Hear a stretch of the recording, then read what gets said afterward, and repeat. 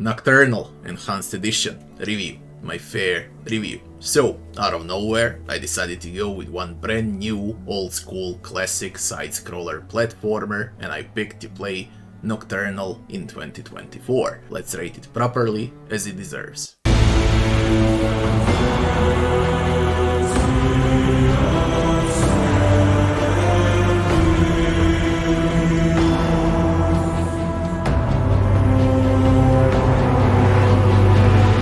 First section is the story. Story is about a curse and your main protagonist trying to find his sister in the cursed world engulfed in a dark mist. Writing is solid, atmosphere is definitely there, but game lacks in clarity a bit towards its ending. 6 out of 10 for the story. Next section will be game bugs and optimization. Perfect game, optimized to perfection, and it will work on a toaster too. No bugs, no glitches, no crashes, controls are smooth and the game is polished to perfection. Controller is recommended here. Responsive controls in Nocturnal, very responsive. 10 out of 10 for bugs and optimization. Next section would be game time. I finished the game in 2 hours and 40 minutes, so yes, this is a very short game, but it's also the game that doesn't overstay its welcome. Which is a good thing, by the way. You need one Sunday afternoon to finish this one. 17 bucks, as the current price is way too much for such a short game with very low replay value. Yes, there are speedruns maybe, but this game is at its best when played for the very first time. I recommend buying on sale only.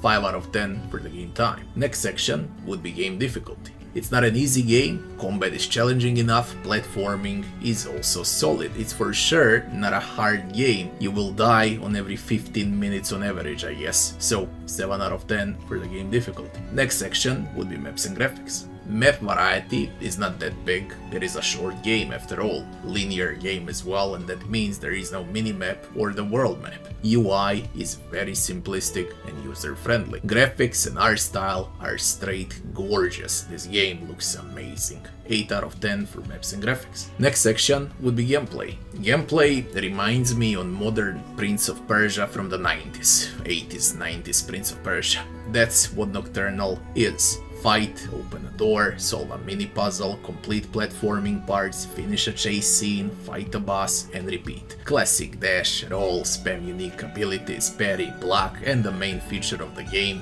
would be fire.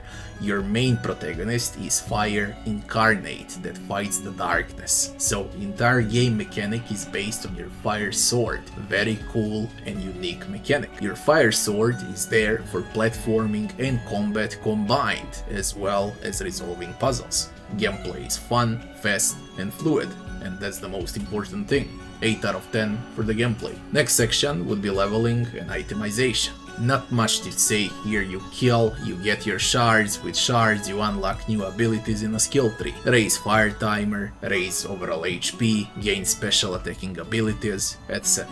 Itemization doesn't exist in the game, it's only you and your fire sword.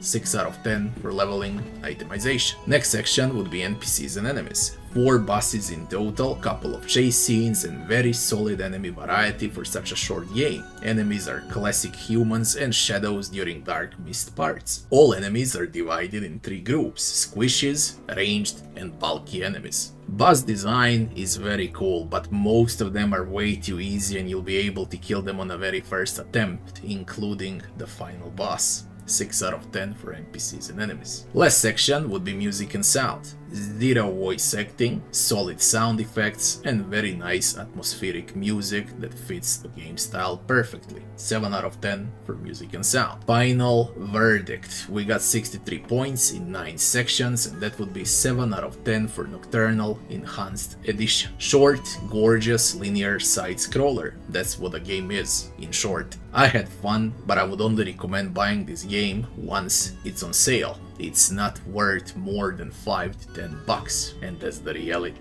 Truth to be told, the game is really great, but it lacks content. It's a very short game, it lacks content. Okay, and I believe that the next game from these devs, if they try to make like a 15 to 20 hours long game, a true Metroidvania in the style of Nocturnal, it's going to be an amazing game. If you enjoyed the video, don't forget to like, share and subscribe, and I'll be seeing you on the next one. Thanks for watching.